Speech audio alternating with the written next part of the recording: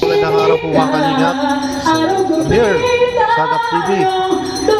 Pangyaw. So, ano muna tayo? Rocket muna tayo. Sideline. So, kami po yung magpapa-audition sa Pilipinas Got Talent. Sa katawag ng tanghala dito po sa The Warp. Kamaligan. Ayan, si Yoyo, nag-audition na din si Yoyo.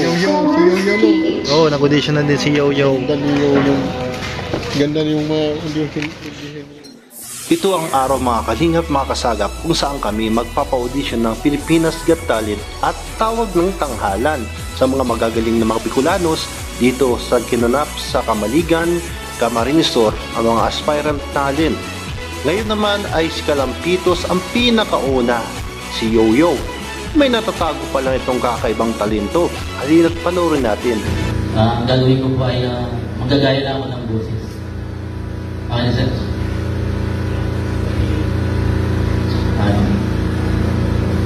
Isipin natin na bisang inilimbatan tayo. Punong-puno ng pangarap at pagtupad ng mga pangarap na yari, kasangga mo ang langit.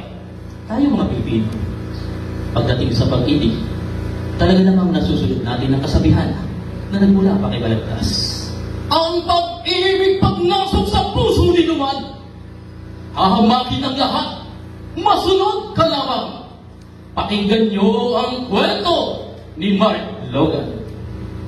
Tayo mga Pilipino, pagdating sa pag-ibig, balahibo'y tumitindi. Kaya naman tayo ay tinutubuan ng tigidig.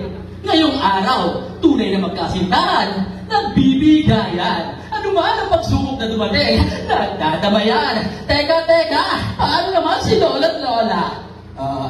Apo, kalabaw lang ang tumatanda. Matigas pa ang tuhod namin ng Lola mo eh. Excuse me po, abay kung tingnan mo sa malayong akala mo model, nanlapitan po ng aming kamera, kulay libag. Ladies and gentlemen, from General Santos.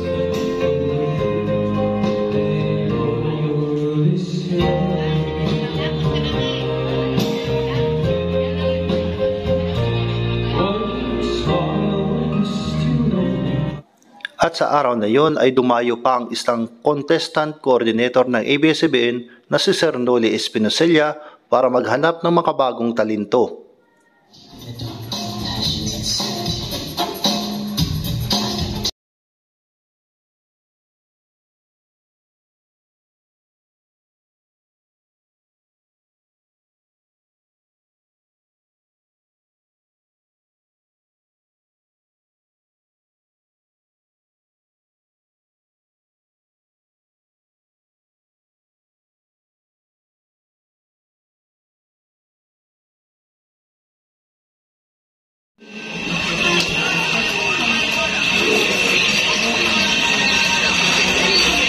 Paano mo ba tatahimikin ang isang punsong iyakin? Hunihan ni inay na lalarin-larin.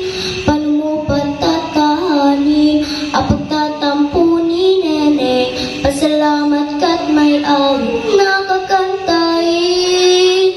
Sa mga indayo tayo napapasayaw, at sa labis na galak ay napapasigaw. Wow! Mga kirot sa puso ay lumilipad, ang mga mithi ay natutupad. Salamat musika, lahat ng panahon maaasahan ka.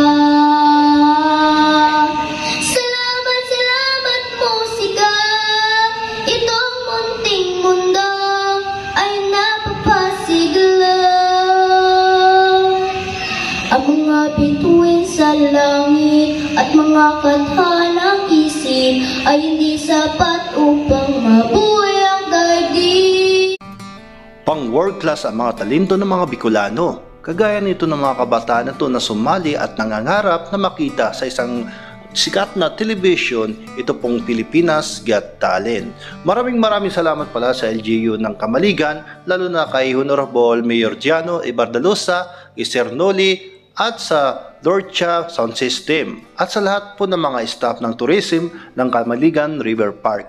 Talagang sulit at napakaganda ng mga talento na ibinigay nila, talagang kakaiba.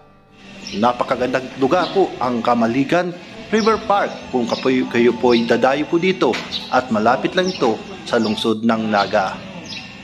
Tapos na po ang aming audition ng Pilipinas Got Talent at Tawag ng Tanghalan Season 9. Salamat kay Honorable Mayor Giano Ibardalosa dito po sa Camaligan River Park, at sa lahat po ng mga staff po ng River Park, kila Ma'am Milay Castañeda, at sa lahat ng mga staff, at Philippine National Police, at ang PSO Enforcement Camaligan, at siyempre kay Noli Espinoselia, kay Tito Noli Espinoselia, ay kay Pangyaw, tapos si Lorcha Sound System. Ayan po yung Camaligan River Park. So pumunta na po kami dito nila J. Brad, at nauna po nag-audition po dito si Yo-Yo. Sana makapasok si Yo-Yo. Ayan, so tapos na po, nagliligpit na. Ayan po ang Camaligan, oh. Ang ganda po. At shoutout po sa mga lahat, kay Ate Meni, si Miles, Tita Mil, Tita Ann, Tita Cora, Tita Plim, Ate Racy, Ate Helen, at sa ating mga kasamaan, si Bro Gabisera, Net and Cute Vlog, J. Brad TV, Kalampitos TV, Pangyaw TV, and Rabason TV, at sa After Class, thank you.